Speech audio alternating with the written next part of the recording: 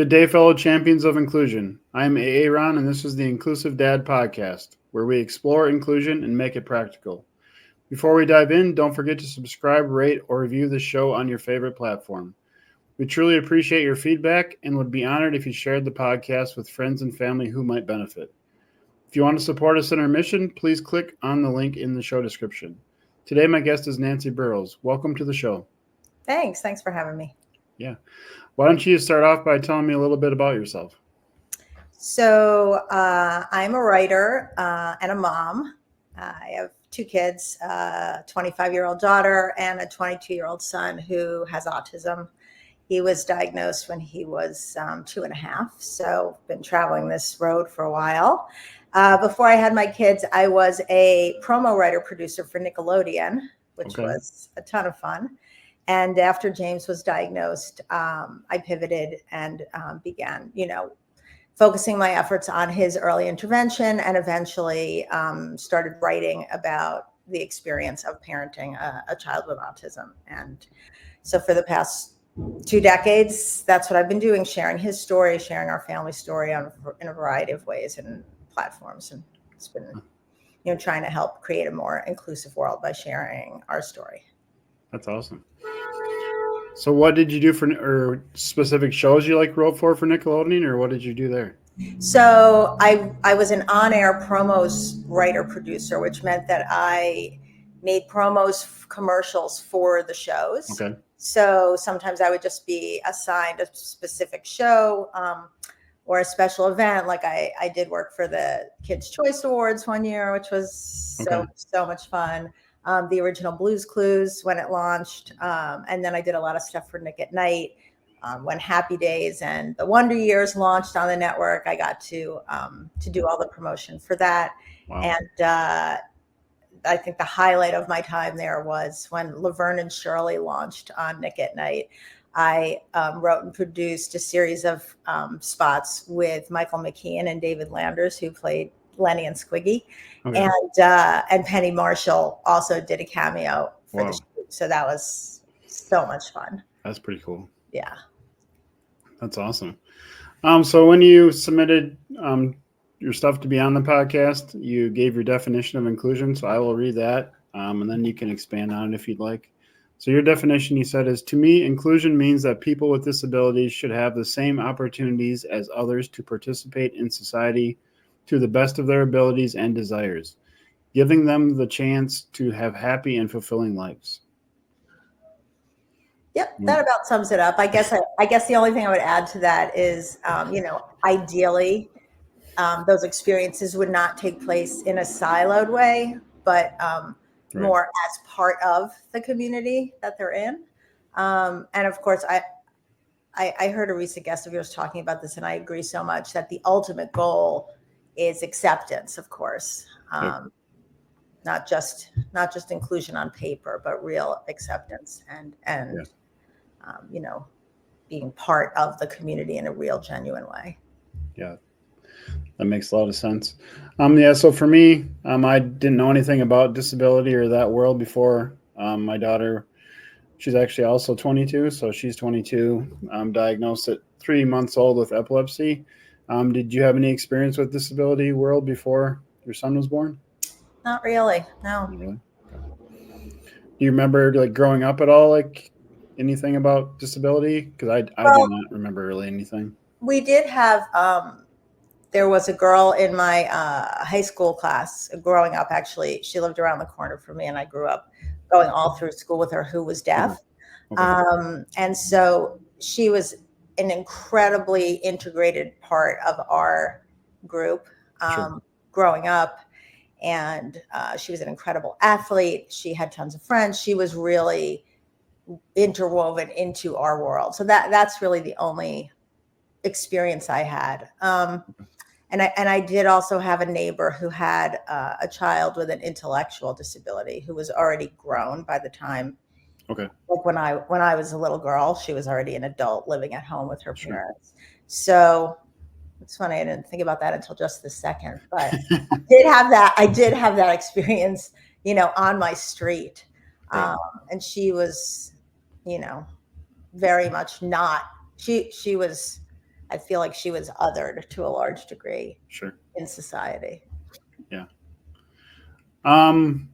So tell us a little bit about, I mean, is your son always been included, or what does it look like for him? So, like I said, James was diagnosed when he was 2.5. Okay. And his preschool experience was an inclusion experience. He went to a regular preschool classroom, but he had an aide in that classroom. Sure. And when the kids were little, certainly, he was included in everything. There was obviously no recognition on the part of the other kids about James's differences. He was very verbal when he was little. I would say his play skills were, atypical. And so he didn't engage in parallel play and in integrated play with other kids in the same way that others might. And so that set him apart when I was observing him with other kids, what other kids were accepting of him and his differences. Right. And then in kindergarten, he was in a special kindergarten class at a school for kids with autism. Okay. And then he went to a Montessori school for first and second grade. And so he was integrated into a mainstream Montessori classroom there. And again, up until that time, I would say until about second grade, the kids were very accepting of him. Once he started inching towards third grade, which is where they say you really start to notice the gaps widening in terms of language and cognitive thought and social skills. I would say the differences became more pronounced, and actually it was suggested by the school, who they were wonderful, but they saw, some gaps widening, and they suggested a non-public placement for him. And so we ended up getting him placed at a wonderful school in Baltimore called the Baltimore Lab School, that is for kids with a variety of learning differences, and they have an arts-based curriculum there. Okay. And so James was a musician. Music was always like the key to engaging with him, connecting with him. And so to be in a setting where music was such a big part of the curriculum and the school culture was really positive for him and allowed his strengths to sort of shine. Sure. And because every kid there had differences, it was a very positive place for him to be. I did notice as he got older that even in that setting, the social gaps became more noticeable. He always kind of he was accepted. He wasn't bullied, but he was kind of in his own lane. And while other kids were forming friendships and maybe sharing experiences based on things like Minecraft or common interests that they all shared, and James didn't really share those interests, he wasn't excluded, but he just wasn't really forming friendships like some of the other kids were. And that was something that was always sad to me as his mom to see, but he was always very happy. He didn't seem to perceive it that way. Yeah.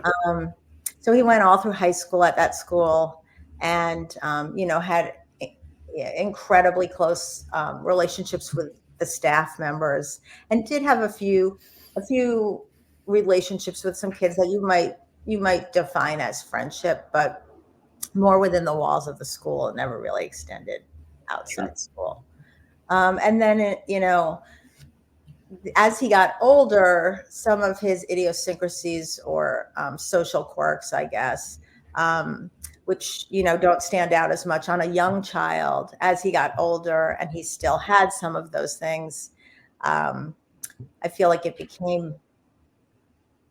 became more difficult out in the community to sort of blend in. And so you would notice, we had a variety of experiences from, looks from other people at tables in restaurants to,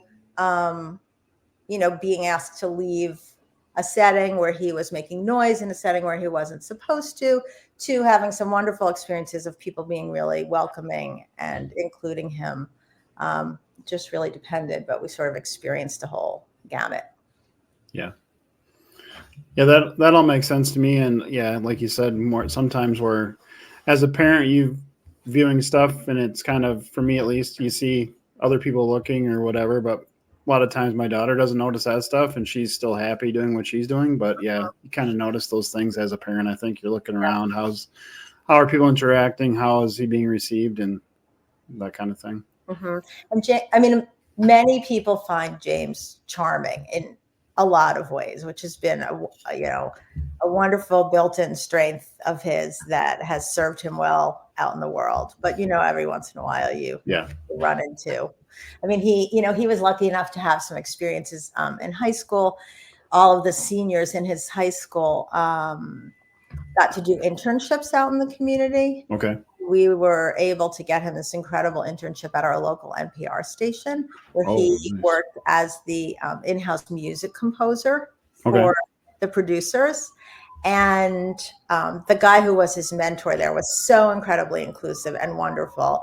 And, I think in general, the setting was really accepting of him. Yeah.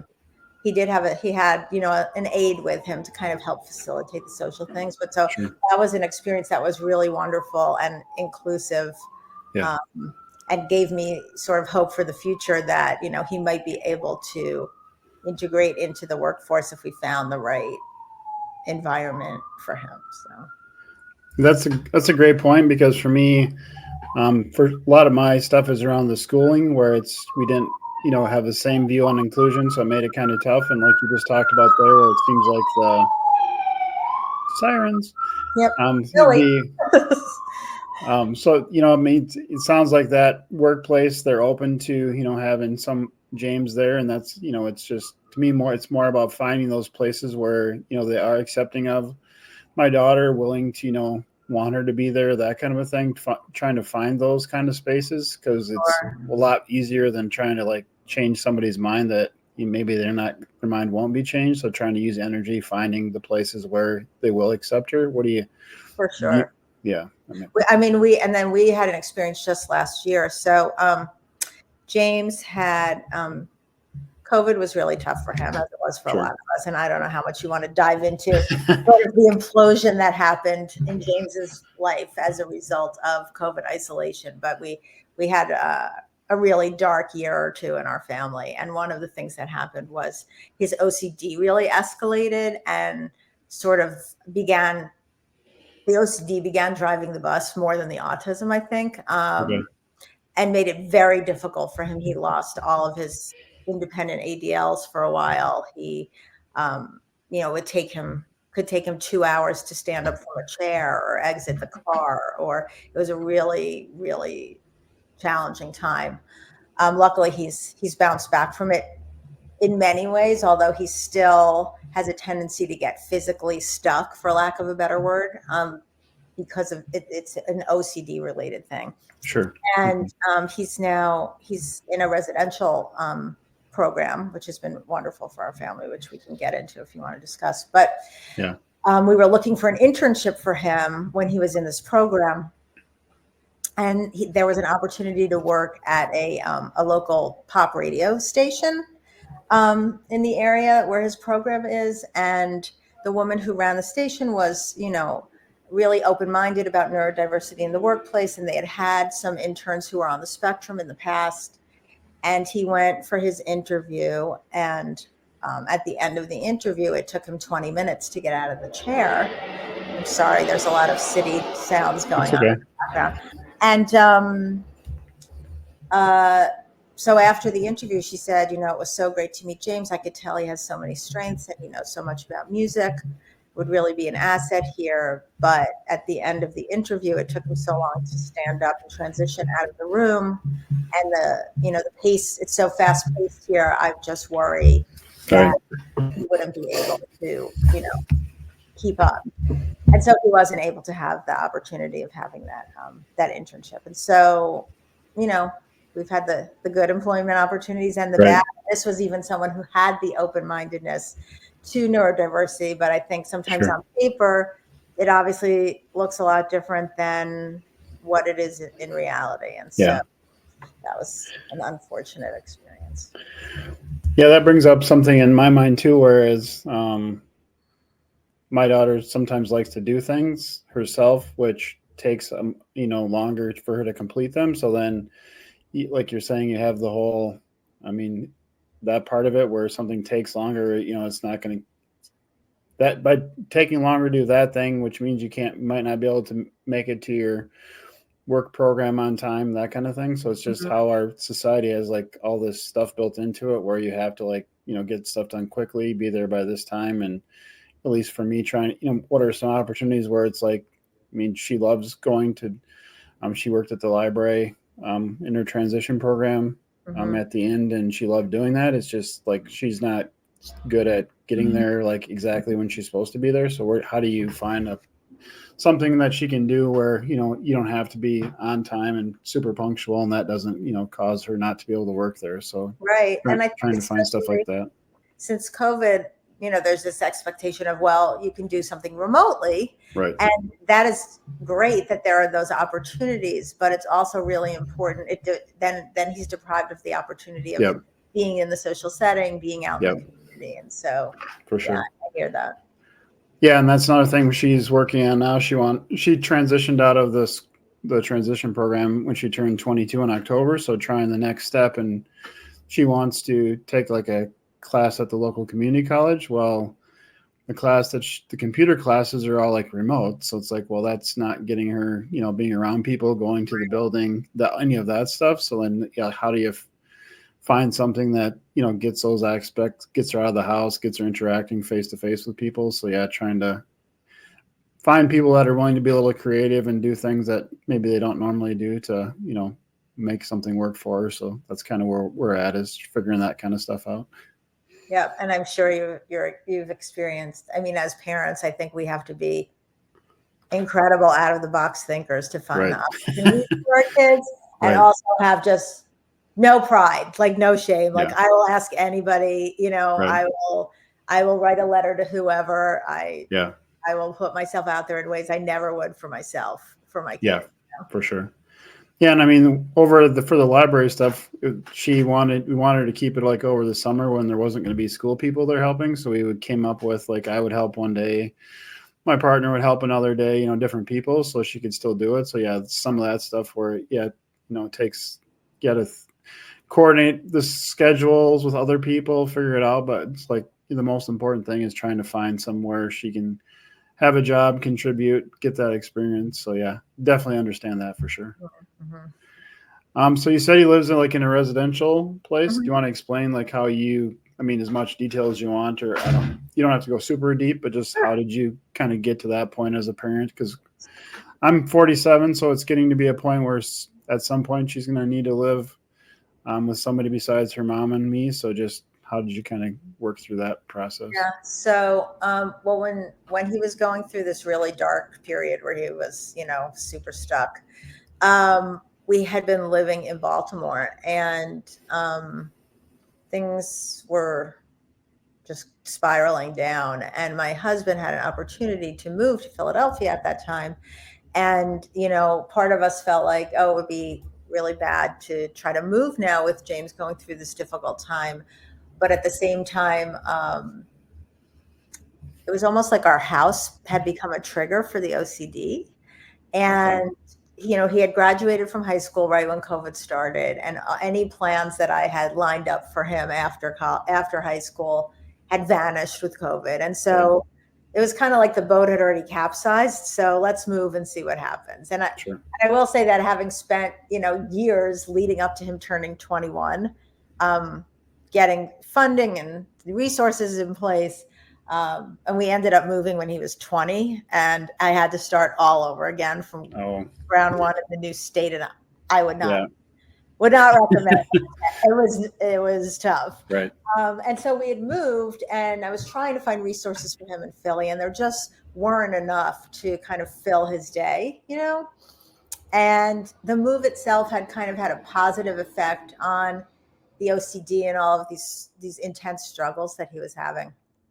And, but my husband and I realized that you know, he was existing at home, but it wasn't really a life. And so we started looking into residential programs, and excuse me, we had looked at a program up in Massachusetts that was a life skills program that was, excuse me,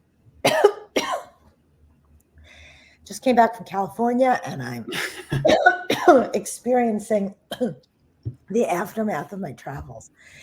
So we found this program that was a life skills program that interwove music into everything. And it was like perfect on paper for him. And he went and he did a visit there, and he was just a little bit too stuck. They weren't able to deal with that. And I found out in a very weird roundabout way about this tiny little program in the Poconos that was run by a summer camp. And they had just a couple of years ago launched a year-round program on the campsite, on the campgrounds, for teaching life skills to young adults with, developmental disabilities. Mm-hmm. And so we went to look at it, and as soon as we met the staff, we fell in love with them, and we could see how accepting they were. The head of the program, he met James, and he came to us after a couple of minutes, and he said, I meet a lot of young people, and I can tell you within 5 minutes that James is one of us, And they weren't put off by the stuckness. Mm-hmm. They weren't afraid of it, and they felt like they could help.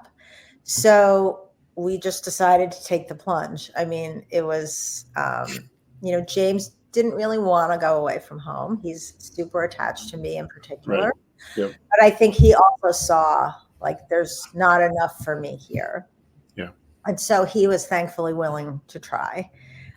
We had incredible, the anxiety in the house leading up to the departure was extreme on all sides.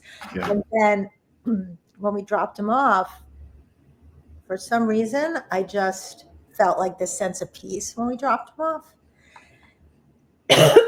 It just felt like the right thing to do. Mm-hmm. And very quickly, he was very comfortable there and happy.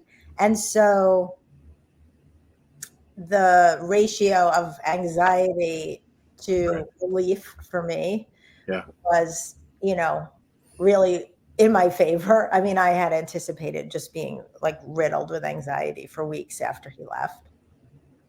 He was so happy so fast, and the staff was so wonderful. And he really started thriving. So that was incredible experience for all of us. He was suddenly living with a small group of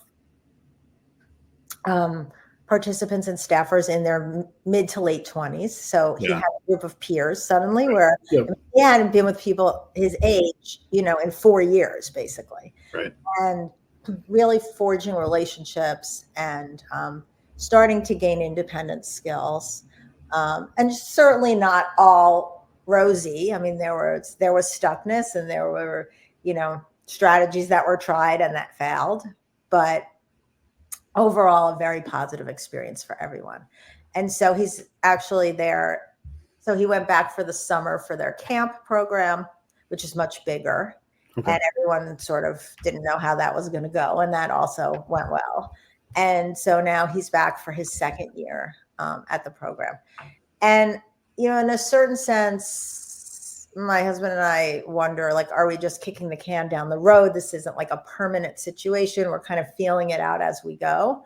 But I think to have been able to have him successfully make the break from us and see that he can be happy, and he can have a life of his own, but he still doesn't lose me, and he still has a home to come back to.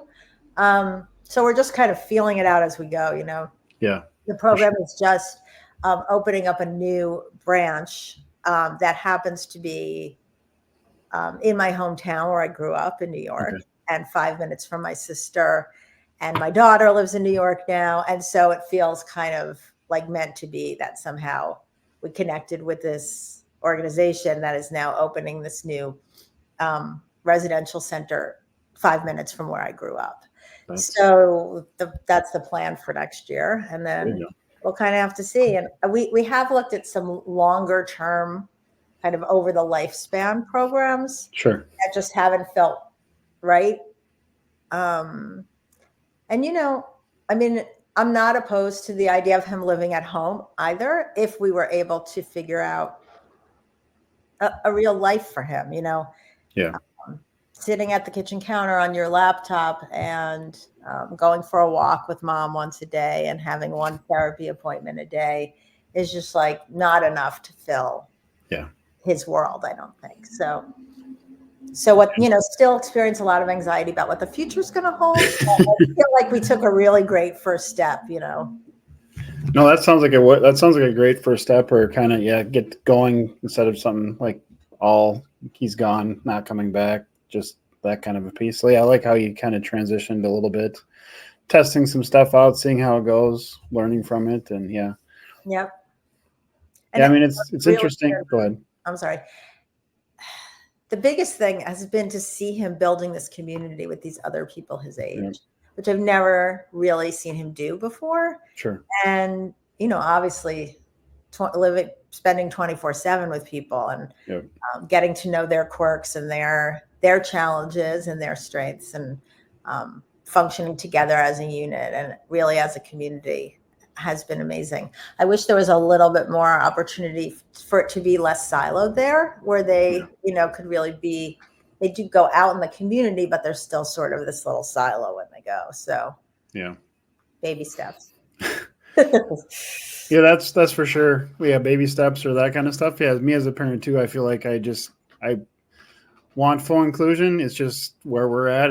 We're not this, the systems aren't in place for that to really work 100%. So you just, it's not as good as I want it to be, but for now, this is, what we can do. So try to remember that. And I feel like some of the stuff is like just planting seeds for, people in the future, which I want my daughter to be able to do stuff now, but I mean, it's some of the stuff it takes years, or it takes, me bringing it up, somebody else bringing it up, a number of people, bringing it up before, the change happens. So just kind of need to remember that piece of it as well. At least I do.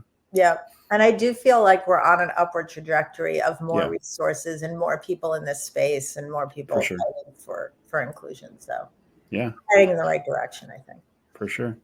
Why don't you talk a little bit about your writing? I think I saw, did you write one of those chicken soup for the whatever?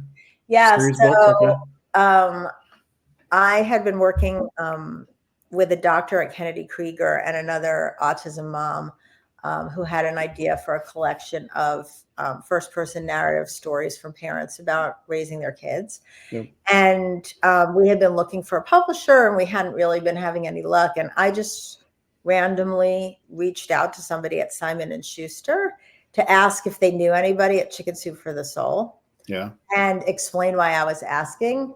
And half an hour later, I got an email back from the editor of the Chicken Soup for the Soul series saying, I can't believe you reached out. We want to do a book on autism. We didn't have any expert authors to, spearhead the project for us. And by the end of the week, I was signed on as a co-author with this doctor from Kennedy Krieger and another parent. It was truly incredible. That's awesome. Definitely fate. And so we were able to have this, amazing experience of reading over 1,000 submissions from parents. And narrowing it down to 101 stories. And it was, so amazing to just be able to sit in my kitchen and read these experiences of other parents. And they really span the whole spectrum of autism. Some of them were funny. Some of them were truly tragic. Some of them, really put my situation in perspective for me. And then it was kind of like Sophie's Choice, narrowing down, standing around my dining room table with my friends and putting in piles and, really getting it down to the final selection, organizing the book by chapter. And it was a really, really meaningful experience. And, this was in 2013. So like social media was a thing, but it wasn't like it is Yeah. now. And I feel like had the book launched now, we would have been able to really get the word out and get it into the hands of more parents who really need it. Sure. But it did well, and it continues to sell to this day. It's kind of like a portable support group for parents, I feel like. Yeah. So, be great to get it into the hands of everyone who just received an autism diagnosis. And we've gotten a lot of positive feedback from parents about it, and teachers too. So I did that, and then I've done a bunch of I've written a bunch of articles. I've been on panels and podcasts, and NPR did two pieces about James, and Okay. I was interviewed for that, and I pitched some stories to local press like the Baltimore Sun. They did a piece on James that ended up going national, and so I've just had a lot of really great opportunities and platforms to share the story, and hopefully, raise awareness, raise acceptance, and help other parents who are going through this feel less alone. Yeah, that is great. What is one tip you can share to help our listeners be more inclusive today? So just something simple that doesn't cost money or take a lot of time, just something easy to be more inclusive. I mean, I think meeting someone where they are is probably the most important thing. Accepting somebody in the space that they're in, not judging them, and keeping an open heart and an open mind to who they are as a human being, Sure. even if it doesn't look or sound like other people that you are used to interacting with. Yeah, that's great. Is there anything you want to talk about that we haven't discussed? No, I think we covered the main Covered points. It all. Yeah. Awesome. Well, you ready for the last question? Yep. Do you like spam? Yes or no? No. No. Despite my brief time in the Midwest, I do not like spam. Yeah. Well, before we got on, you said you lived in Minnesota for a brief period. So, yeah, I live in Austin where the Spam Museum is. So, yeah, I ask everybody. So. Oh, that's funny. Yeah. So, yeah, there is a Spam Museum. It is pretty popular from what they tell us. People come from all over. We did not get there during our time in Minnesota. Yeah. Well, if you come back, I don't know if that'd be high on the list. Probably doesn't sound like it'd be high on the list, but well, it sounds like it might be interesting. It is for sure. As long as you don't have to taste test. I mean, they do walk around with a tray with, they call them spamples, little chunks of spam on it with little pretzel sticks, so you can sample it if you want to. It's not like a required thing, though. That's cute. Where is the best place for everybody to connect with you? Right now, interestingly enough, LinkedIn is the best place to connect with me. I've been sort of using my LinkedIn profile as a blog these days. I've had a lot of people suggesting that I start a Substack or a blog, but right now I'm just on LinkedIn connecting and sharing our story. Sure. So do you have any big plans, or what do you work? Anything in the works or anything? So actually, I am developing a kids TV show based on my experiences with James when he was younger, about an animated series about a young autistic main character who uses music to navigate and process the world and to connect with other people. Okay. It's in the works. I don't know if anything's going to come of it, but we have had some positive meetings with some people, so fingers crossed. Well, that's cool. Thanks. That's awesome. Thank you so much for being on the show today. Sure. It was great to meet you. Take care. To all of you listening, thank you for joining us on this episode of the Inclusive Dad Podcast. If you enjoyed today's conversation, please subscribe, rate, or review the show. Your feedback helps us connect with more champions of inclusion. Remember to share this podcast with friends and family who might benefit. If you want to support us in our mission, please click on the link in the show description. Together, we can make the world more inclusive. Until next time, stay empowered and be a champion for inclusion.